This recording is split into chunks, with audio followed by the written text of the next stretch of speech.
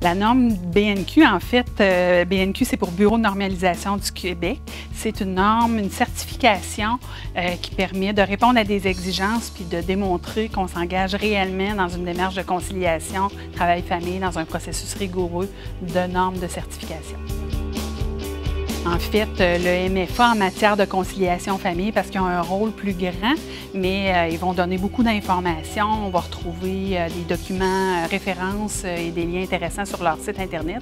Et aussi un soutien financier, là, tant à des organisations qu'à des employeurs qui souhaitent engager une démarche au niveau de la conciliation travail-famille.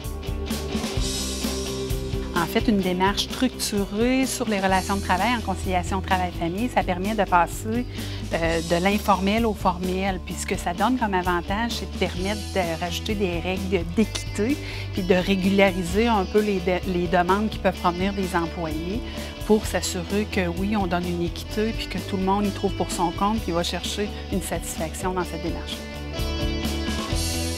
L'effet à long terme est toujours très intéressant. On entend plein de témoignages. Les employeurs qui débutent une démarche en conciliation travail-famille vont aller chercher beaucoup plus de rétention de leur personnel et aussi un effet attractif parce que c'est des éléments qui sont tendances, que les gens recherchent de plus en plus au niveau du marché de travail puis qui vont permettre d'intéresser un employé à dire « Ah oui, c'est une valeur qui me ressemble, j'ai le goût de travailler pour cet employeur ».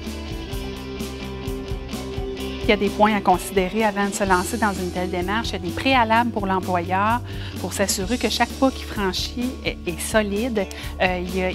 Absolument, le climat de travail doit être déjà sain. Sain égale pas absence de tout conflit, mais capacité de les gérer, tout ça. L'employeur, on parle de conciliation travail-famille. Le mot conciliation est important, puis il ne faut pas l'oublier, parce qu'il faut concilier des besoins et de l'employeur et de l'employé. Donc, il doit être très habile au niveau des relations de travail, échanger, capacité à faire du pouce sur les contraintes de l'autre pour arriver à une solution commune intéressante.